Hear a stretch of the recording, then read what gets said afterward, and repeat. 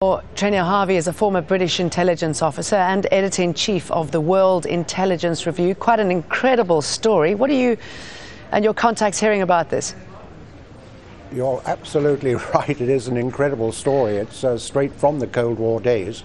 In fact, given that these alleged illegals will have been insinuated into the United States 10 or 11 years ago, that's back in the days of Yeltsin, before he broke up the KGB.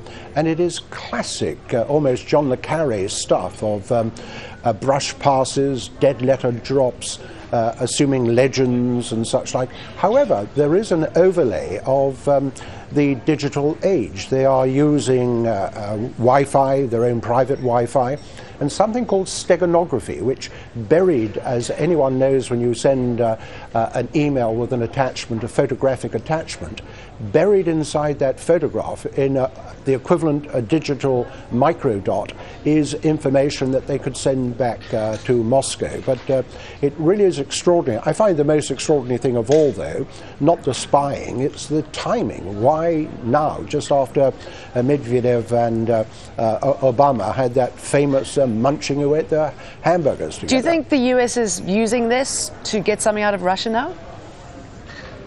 I don't think so. I think because they apparently did get off to a pretty good start, both at the G8 and at the G20, that at some point the United States would have to, demonstrate that they had picked up these 10 or 11 people. And by doing it in a fashion, first of all, it wasn't Hillary Clinton, the Secretary of State, who announced this, and it certainly wasn't the President. It came lower down from the Justice Department. So I think it's a sort of a balancing. It's sending a message to Russian intelligence that the Americans, the FBI, had these people under surveillance for so long, and indeed ran an operation where they enticed some of these alleged spies to take actions that expose themselves. So I think it's part of the constant spying that does go on between nations. And if you look at what they were attempting to get, the information and intelligence, how absolutely superb.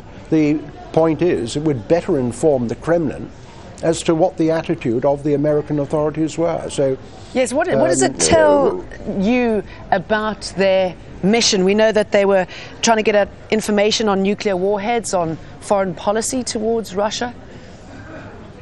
Yes, so the only sort of military thing was that nuclear warhead thing, but it was the attitude to the Middle East, what the attitude would have been in regard to Iran or nuclear proliferation. Well, I think that's important that the Russians should know that. Obviously, they're regular diplomats and they're, reading. There's something called OSINT, open source intelligence. It's what you see on Al Jazeera. It's what you read in the Wall Street Journal. So there should be no mystery about the American position. What they were wanting from those illegals is, as a journalist would, someone to stand up the story. You wanted confirmation from other quarters. So although today the Russians would be hugely embarrassed, with Sergei Lavrov, the foreign minister at the moment in Israel, seeking explanation from the Americans. Well, I'm sure he already has that delivered via the State Department. I'm sure you just wonder how it is delivered. Very briefly, if you will, why have they not been charged with espionage, and how do you prove espionage? Well, usually espionage often involves an officer recruiting an agent, and then you find them that way. They've been charged, as I understand it, with not registering as foreign agents. That's a bit of a laugh. And the other thing, of course, is money laundering. These are really quite minor charges, and even if they're proven to be effective, I don't imagine they will get more than a few years jail, or maybe just be deported back to Russia. Glenmore Trenear-Harvey, I wish we could talk about this a lot longer. It's fascinating. Thank you for talking to us from London.